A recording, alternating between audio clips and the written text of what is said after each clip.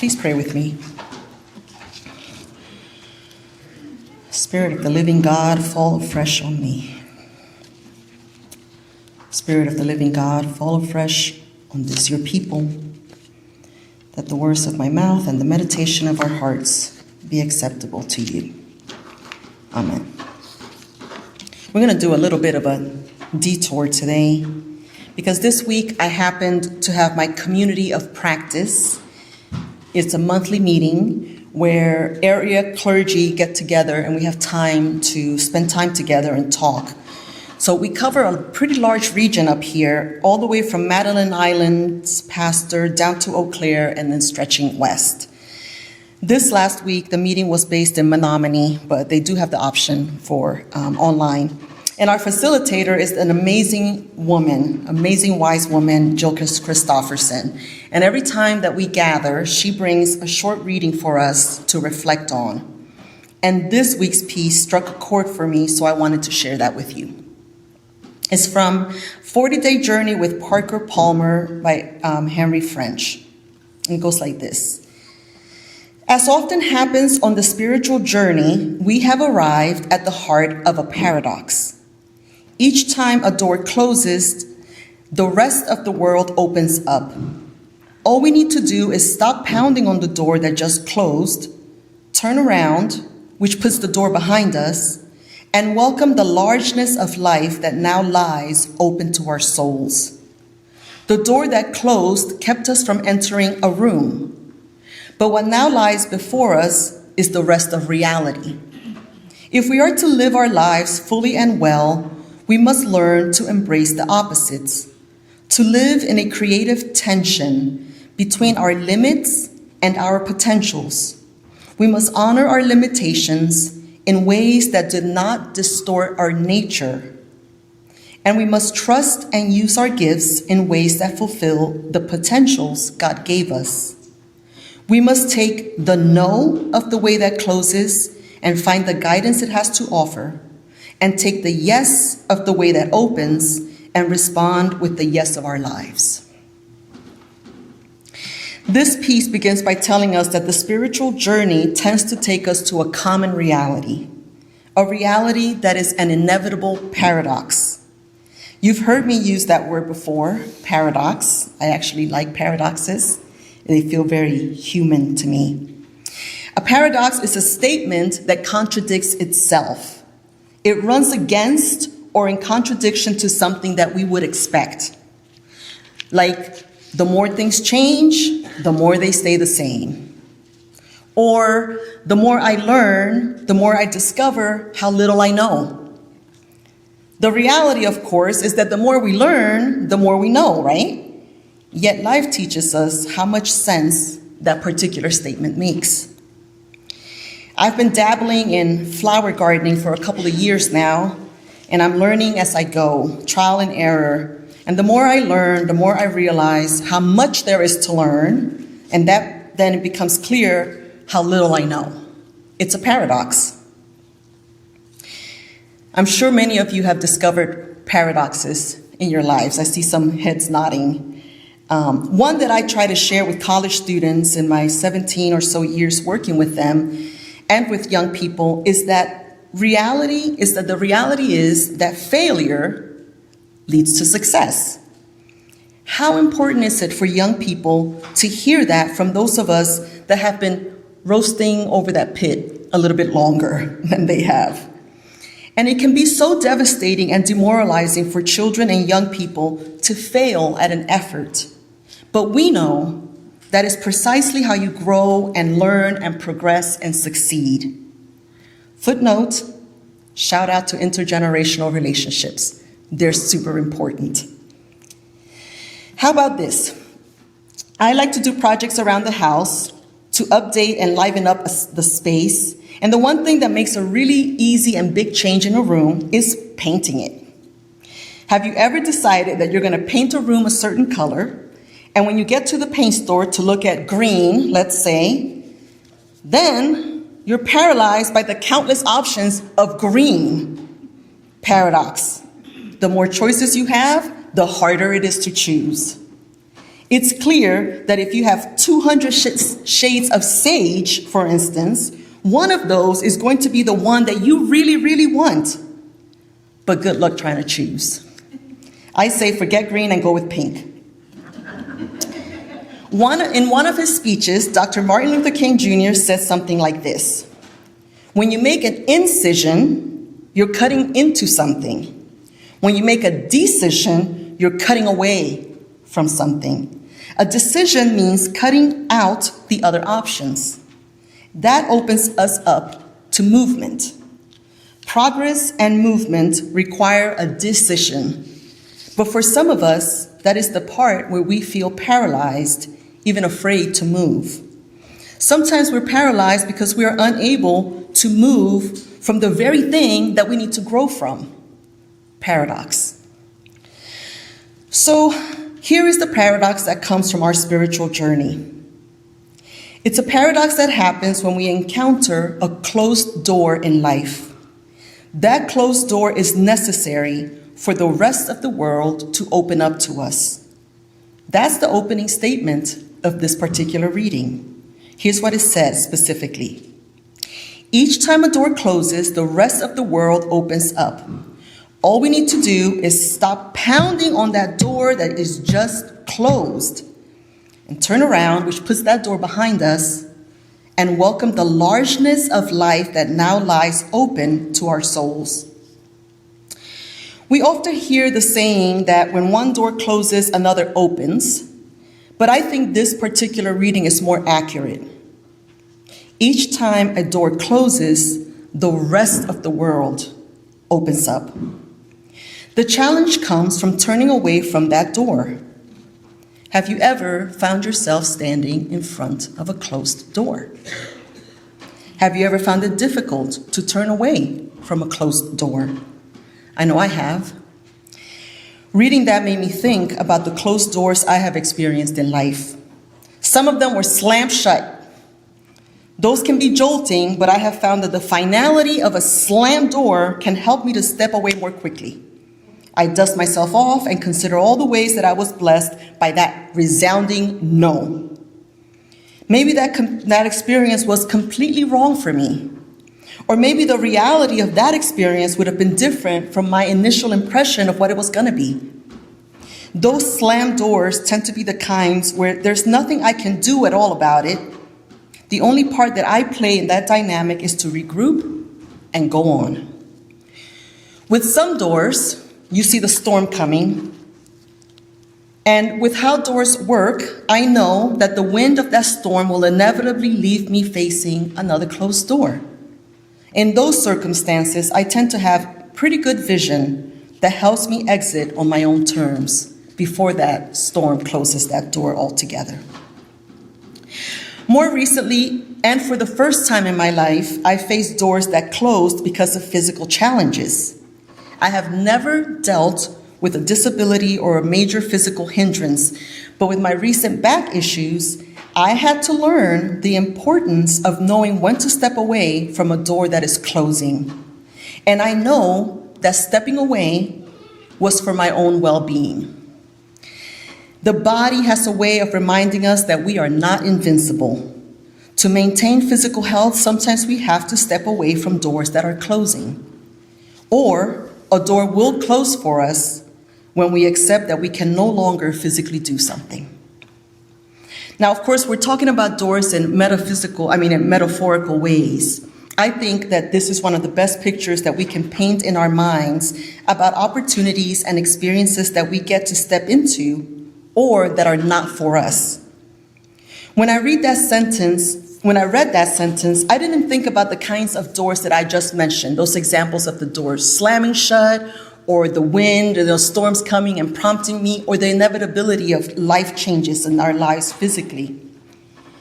I think about standing at a door, seeing the light coming from the cracks, and feeling that pull toward the familiar or the known, the remembered and the ingrained. Most of the time, those doors are tied to relationships or connections that have evolved, faded, or no longer exist. At least they no longer exist in the ways I knew them or wanted them to be. Those too are closed doors. Those closed doors that represent a strong or valued connection can enthrall us longer than need be. And because they no longer lead to where we hoped, imagined, planned, or wanted, we find ourselves sometimes stuck waiting for something to happen, perhaps again, that simply won't. The grief we experience from closed doors can mean that we are not only stuck, but we are unable to see anything but that door. For anything to happen, we have to turn away. In fact, this particular piece that I read takes that idea and makes it even more expansive. Closed doors aren't there for just anything to happen. Instead, it tells us that closed doors are there for everything else to happen. And for that everything to open up to us, we have to turn away. It says each time a door closes, the rest of the world opens up. All we need to do is stop pounding on that door that just closed, turn around, which puts the door behind us, and welcome the largeness of life that now lies open to our souls. You heard that already. I think of it like staring through this window. What lies beyond it may be vivid and enticing, but it is closed to me. I have to let go of what I'm seeing through that window. I cannot have what I am longing for or what I'm imagining from this particular vantage point. That vantage point will never give me the things that I imagine are behind it as long as I stand there and stay there. But turning away from that locked frame reveals everything else. The rest of the world opens up. The largeness of life now lies open to my soul.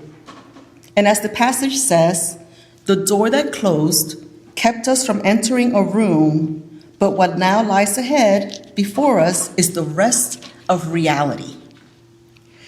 What was real about that closed door was only the door itself. The rest of what we held on to are perhaps memories, hopes, ideas, and what have you, that were no longer there. There's no going back to what was through that door. All that remains is that door itself. The reading continues with this. If we are to live our lives fully and well, we must learn to embrace the opposites, to live in a creative tension between our limits and our potentials. We must honor our limitations in ways that do not distort our nature. Honor our limitations in a way that does not distort our nature. And we must trust and use our gifts in ways that fulfill the potentials God gave us. When we first moved here to Ladysmith, things were very different. At first, I wasn't working, and it was great putting together our home and settling in. Even after I got the job up at Northland College, which was only 6 months after I moved here, we were still shaping and settling into life in Wisconsin. For close to 5 years, I would wake up my children on Sundays to get them ready for church. They went to 2 services every single week. I don't want to hear any complaints from any of y'all. There was the 9 a.m. service in Conrath and the 10:30 a.m. service here. For my children, that was simply the way that things were. They didn't even bother knocking at that closed door. I was not going to open it. It was not, there was no door of, can I just stay home? Nope. They knew not to stand in front of that door hoping it was going to open. Fast forward almost another 5 years, and the reality is very different. The doors to Conrath have closed, sort of, but yes. There are challenges tied to that process. There are hands still pounding on that door.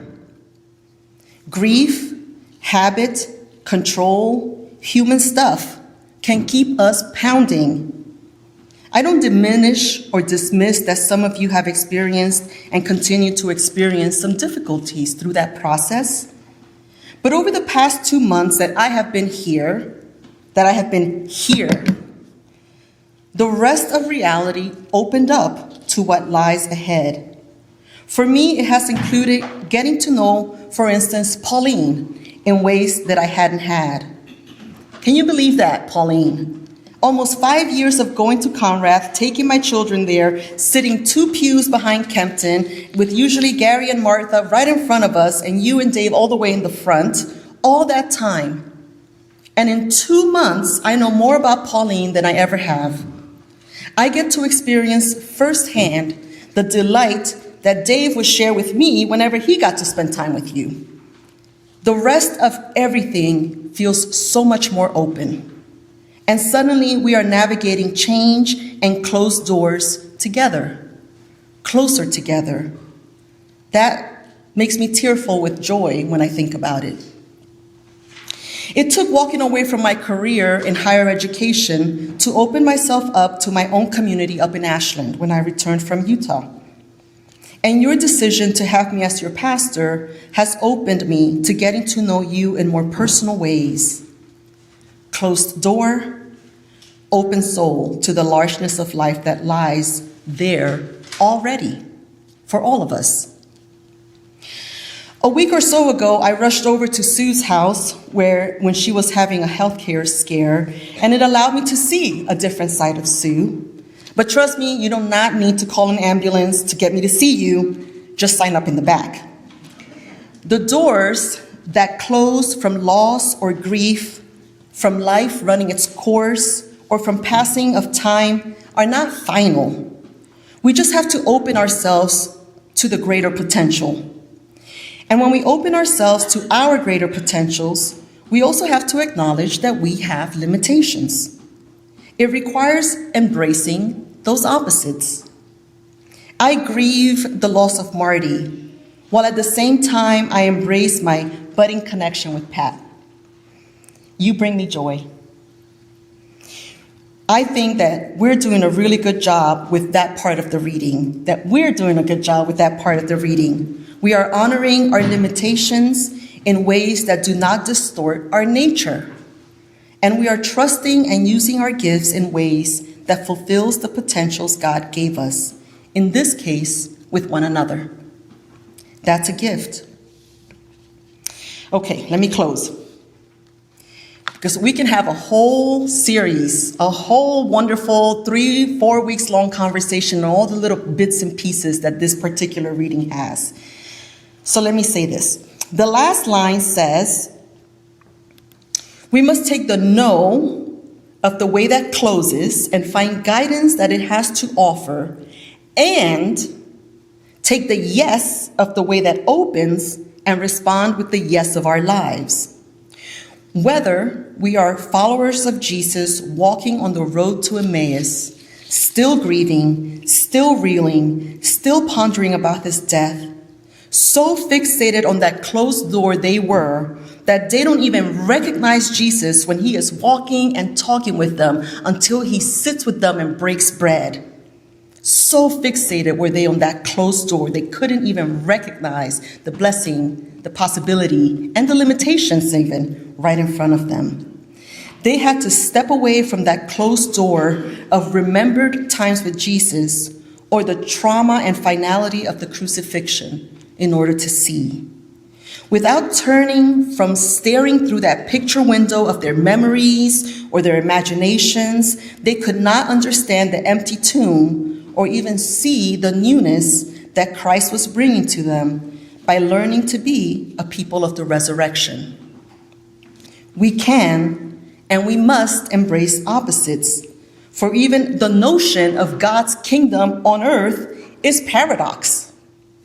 So, whether them on the road to Emmaus 2,000 years ago, or whether we are talking about followers of Jesus on the road like ours to a single church family, still wondering, still uncertain, still trying to accept, we can and should step away from closed doors so that we can open our souls to the creative tension, the largeness of life, the untapped potentials God is waiting to see blossom among us, the gift of the rest of our lives.